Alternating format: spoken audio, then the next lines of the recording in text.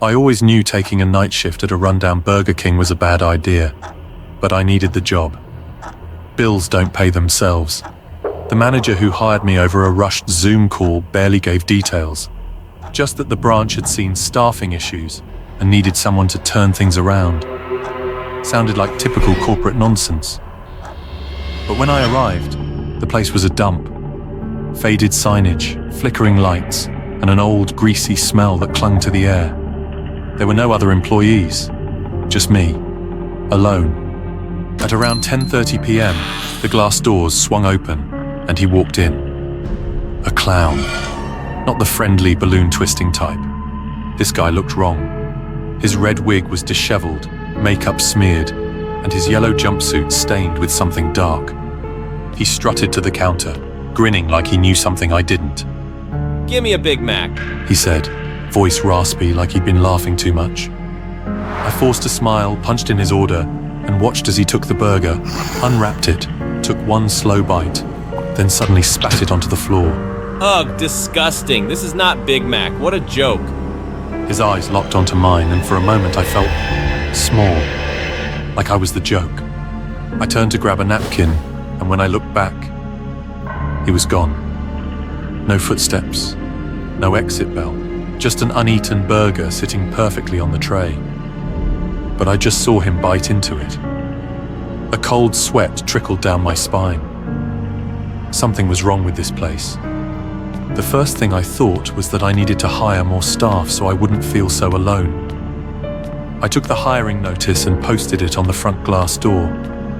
The power flickered. The hum of the freezer stuttered, and the overhead lights dimmed into a sickly orange glow. Then from behind me, "I'm so hungry, but not for this trash. Give me a Big Mac."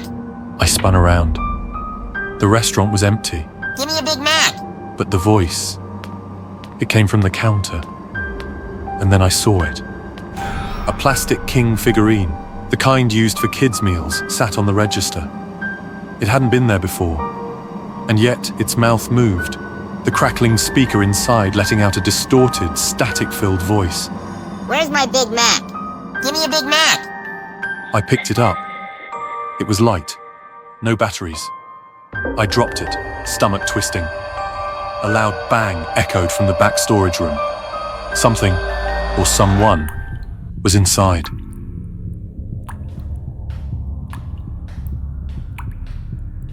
I pushed the door open, the cold air hitting me like a slap. The room was a mess.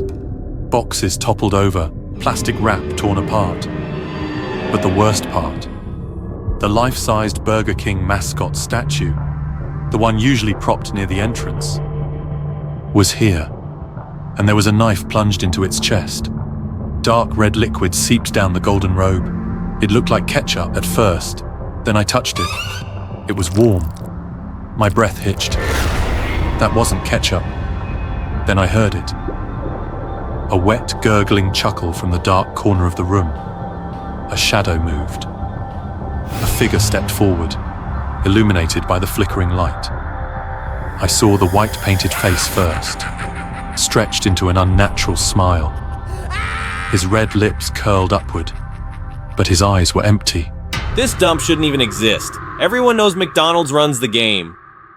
I recognized the yellow jumpsuit, the red wig, the grease-stained gloves.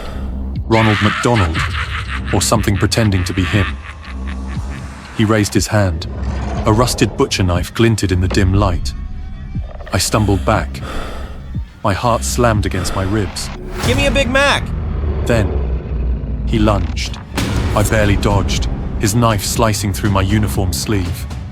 My hands scrambled for anything, a weapon, a shield, when my fingers brushed against a cast iron pan on a nearby shelf.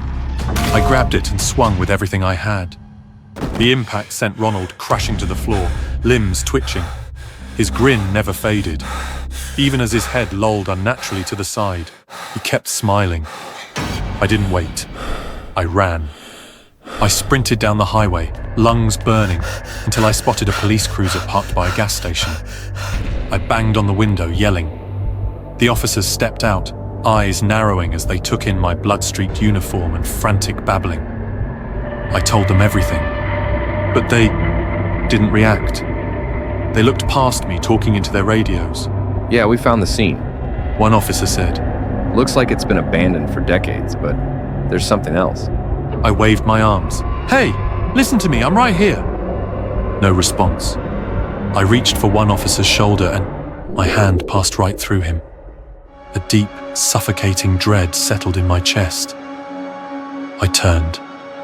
The officers were standing by the Burger King lot. Only, it wasn't a restaurant anymore.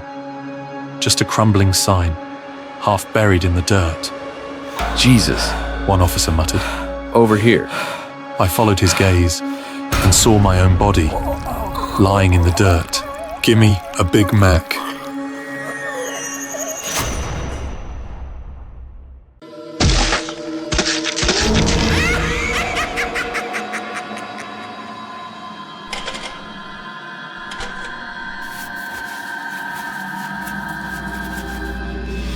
I've always been a meat lover, especially pork. Bacon in the morning, grilled ribs for lunch, a steaming bowl of pork belly stew for dinner. I couldn't get enough. Pork was my life, my comfort, my joy. If anyone asked, I'd joke, if pigs could talk, they'd probably hate me. But I never really thought about it. Not until that day. It started like any other. I headed out to buy fresh pork for dinner. I was walking to the local butcher, already tasting the crispy pork belly I planned to cook. The air was oddly still, no cars, no chatter, just an eerie silence that clung to the streets. The hairs on the back of my neck stood up, but I shrugged it off. Maybe it was just a slow day. As I rounded the corner, something heavy smashed into the back of my head. Pain exploded behind my eyes, and the world faded to black. When I woke up, I was in a cage. Iron bars surrounded me, cold and unyielding. Around me, other people were trapped in similar cages, their faces pale and terror-stricken. Some were crying, others murmuring prayers. My head throbbed, and I struggled to piece together what had happened. "What's going on?" I whispered. But no one answered. Then I heard it. Heavy footsteps, slow and deliberate. My heart thudded in my chest as a shadow loomed outside the cage, and then it stepped into the light. It was Peppa Pig, or at least it looked like her, but not the cheerful cartoon character children adored. No, this was a monstrous version, a grotesque parody. Its pink skin was raw and glistening, like slabs of uncooked meat. Its mouth was lined with jagged, razor-sharp teeth. Welcome. It growled, voice guttural and chilling. It held a clipboard in one clawed hand, scanning the group like a predator choosing its prey. Name. It demanded from the first person. When they stammered out a reply, the creature consulted its clipboard. You've consumed approximately 500 kilograms of pork in your lifetime. It said, voice dripping with malice. That's roughly 100 kilograms of flesh I'll need in return. Before the man could respond, Peppa grabbed him and dragged him out of the cage. His screams echoed as he disappeared into the shadows. Peppa led him into a dimly lit room that looked like a slaughterhouse. The metallic stench of blood was overwhelming. Through the bars, I watched as she strapped him to a table. His screams echoed as her cleaver came down. Blood splattered across the walls, pooling beneath the table. I gagged, bile rising in my throat. The next person was taken, then the next. Each time the creature read out the weight of pork they'd consumed as if it were a sentence, a tally of their sins. And each time, the screams grew louder, more desperate. I couldn't move. I couldn't think. My stomach churned with fear and nausea. Then I heard it again. The wet, sickening, thud of a cleaver meeting flesh. Blood sprayed across the walls, dripping down like a grotesque waterfall. Hooks hung from the ceiling, swaying gently with chunks of human meat impaled on them. My turn was coming. I knew it. I began twisting and pulling at the ropes binding my wrists, ignoring the sharp pain as they dug into my skin. My fingers trembled, slick with sweat, but I refused to stop. My experience with tying and untying pork roasts had taught me how to handle knots, and I clung to that skill now like a lifeline. The creature stood before me, flipping through its clipboard. Finally, it stopped and grinned, revealing rows of jagged teeth.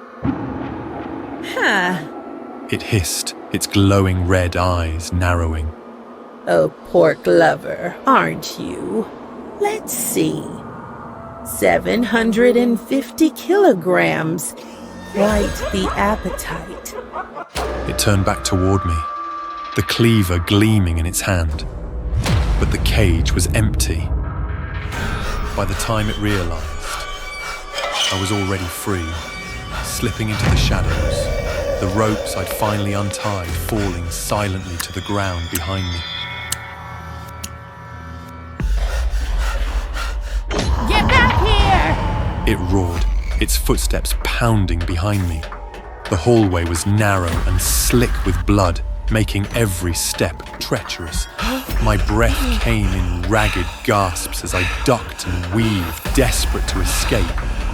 I spotted a large cabinet and dove underneath, curling into a ball and holding my breath. The creature stormed into the room, sniffing the air like a bloodhound. Its glowing eyes scanned the space, passing over the cabinet. I squeezed my eyes shut, praying it wouldn't find me. Then she crouched. Found you! She snarled, her teeth gleaming. Before she could find me, chaos erupted outside. Shouts, crashing metal, the sounds of people fighting back. Pepper hesitated, her ears twitching at the noise. Stupid pigs. It muttered before stomping out to deal with the commotion. I didn't waste a second. Crawling out from under the cabinet, I bolted in the opposite direction, following the faint glow of daylight. My legs burned, and my lungs felt like they'd collapse. But I kept running. That night, I sat in my apartment trembling, unable to close my eyes without seeing its face, hearing the screams. The thought of pork, of bacon, of ribs, it made me sick. I didn't need to think twice. I'll never eat pork again.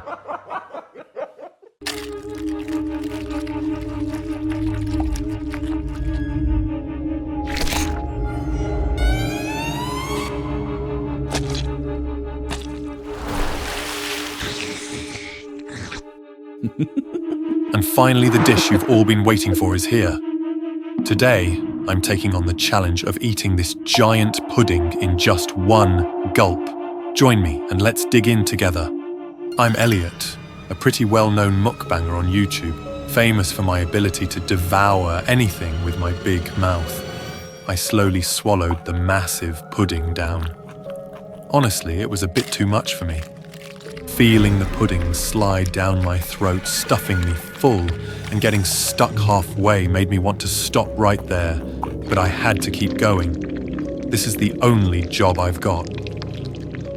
Finally, I did it. I beamed at the camera, waving to thank my audience as donations and compliments poured in through the screen. After the live stream ended, I rushed to the bathroom before the giant pudding could come back up. Today's meal was a bit too much for me. After throwing up everything I ate, I felt utterly drained. My jaw ached, and my lips and throat were swollen. The sour stench rising from my stomach made me want to vomit again. Sometimes, I feel like this mukbang job is turning my body into a food disposal machine. Eat, then throw up, never keeping anything down. But being a mukbanger has made me famous and earns me a lot of money. I have a comfortable life without needing to take on any kind of desk job. So, I choose to overlook the minor harm this job does to my body because I believe I'm still young, healthy, and nothing too serious will happen. To keep a steady fan base, I post mukbang videos almost every day. I carefully capture every chewing, biting, and sipping sound, creating the perfect ASMR effect that gets everyone excited. But once the camera is off, it's my own ASMR of screams as I spend hours stuck in the bathroom. Yet I keep eating, and eating more. Because my job is to make everyone feel like food tastes better. Even though I regularly throw up all the food after each live session, my stomach has been growing abnormally large. It feels a bit bloated, but it's not too uncomfortable. My persistence in uploading videos consistently has paid off. My subscriber count has skyrocketed, and along with it, the money I make keeps growing. I'm ashamed to admit that my weight has spiraled out of control. Getting dressed feels like fighting a battle.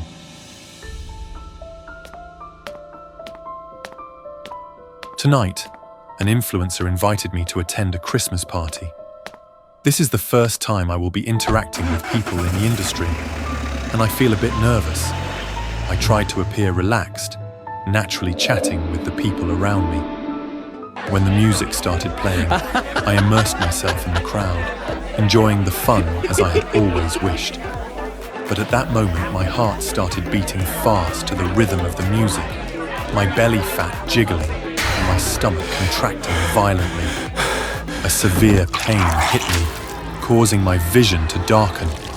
I collapsed to the floor, unconscious.